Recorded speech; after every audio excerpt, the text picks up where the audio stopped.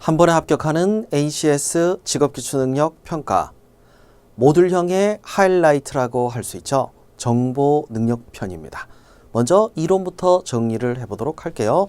이론 정리에서 여러분이 꼭 유념하셔야 되는 건 뭐냐면 이론을 토대로 문제를 풀어야지 이론 기반이 없는 상태에서 문제 푸는 게 좀 어렵습니다. 그럴 수밖에 없는 게 컴퓨터 학 개론에 대한 내용들도 있지만 엑셀 사용법이라든지 단축키라든지 이런 문제들이 두루두루 출제가 됩니다. 특히 정보 능력에서 엑셀 문제를 좋아하는 공기업들도 좀 있기는 하죠. 뭐 서울교통공사라든지 한국전력공사라든지 이런 기업들은 유독히 좋아하는 것 같습니다. 그 이외에도 다양한 기업들이 정보 능력을 출제하고 있죠. 자, 정보 능력의 개념을 좀 보자면 컴퓨터를 배우는 이유가 뭡니까? 업무와 관련된 겁니다. 특히 지금은 어떻습니까? 수많은 정보들이 필요한 시대, 정보화 사회이기 때문에 그렇죠.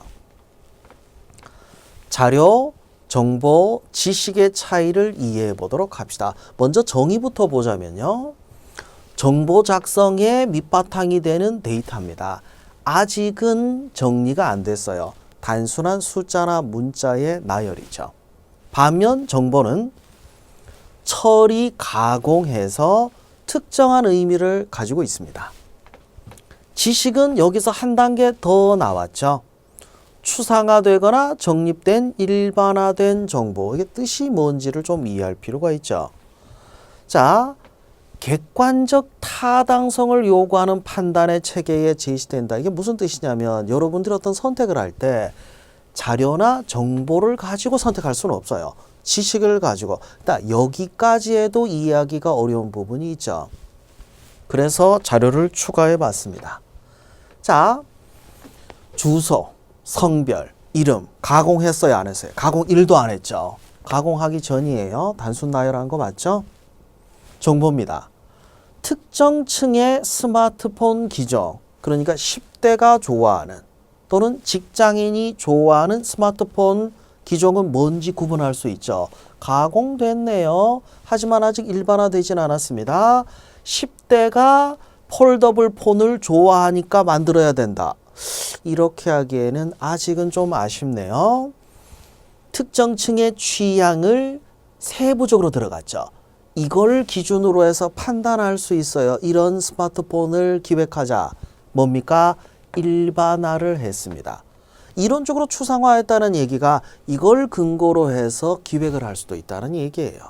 그래서 구분 좀 짓자면 가공 전후가 있고 일반화 전후가 있습니다.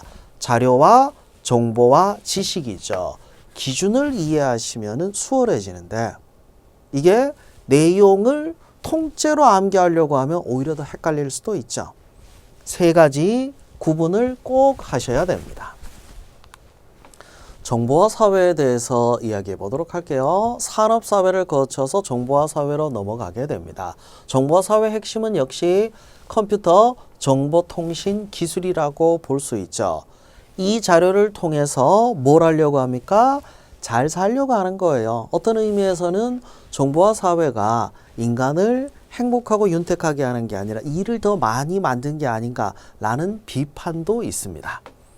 자, 정보화 사회를 통해서 과거의 부가 지금의 부와 좀 달라지게 된 겁니다. 그 기준이 뭡니까?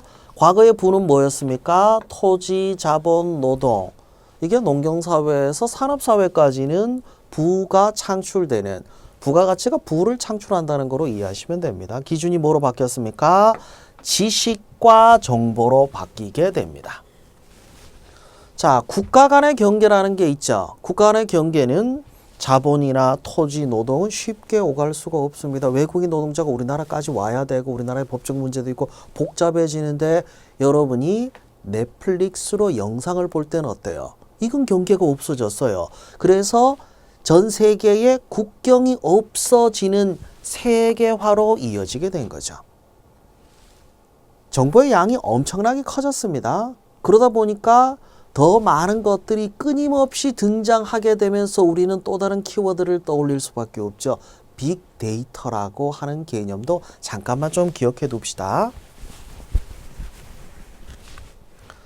자, 그러면 앞으로 뭘 해야 됩니까? 여기에 대처할 수 있는 능력을 길러야 되는데 이게 기본적인 지식이에요.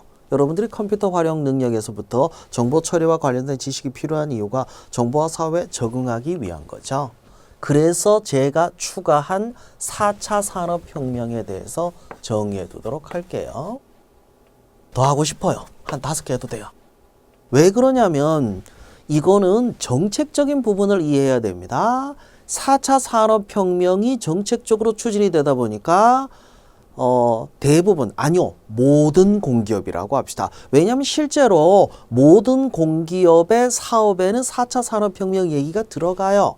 4차 산업혁명 시대에 어떤 기술을 도입하고 어떤 사업을 진행할지가 다 들어가기 때문에 이 4차 산업혁명은 필기 문제로는 무조건 나온다고 보시면 되고, 이게 뭐 면접에서 발표 면접의 주제가 될 수도 있고 토론 면접의 주제가 될 수도 있고 여러 분야로 적용이 됩니다. 그래서 기본적인 내용부터 해서 차근차근 정리해 봤습니다. 일단 정의부터 보자면 정보화 사회는 어땠습니까? 상대적으로 좀 단순한 게 컴퓨터 그리고 정보 처리 요까지가 끝이었죠. 근데 지금은 어떻습니까?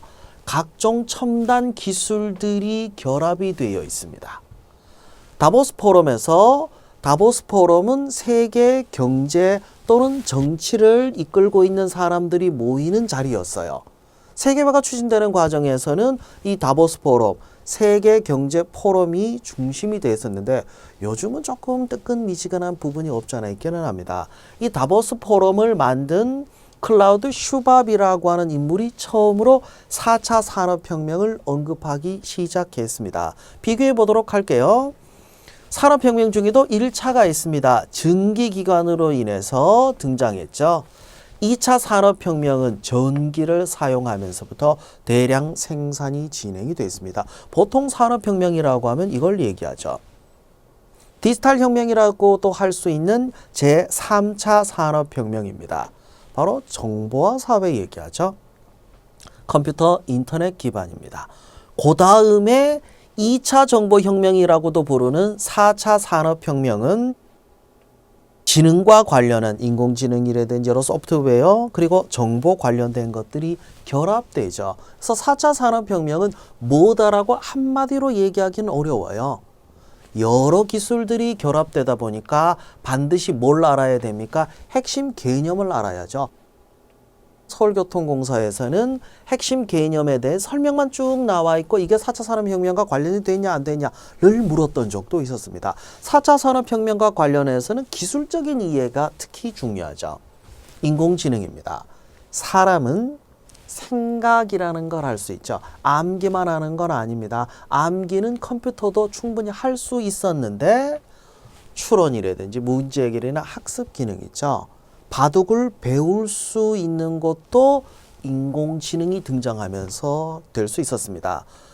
컴퓨터가 스스로 인간이 하는 역할을 할 수 있다는 거죠. 사실 이것 때문에 일자리가 대체될 수 있을 거라는 위기감이 또 나오기 시작했죠. 실제로 그런 일들이 일어나고 있고요.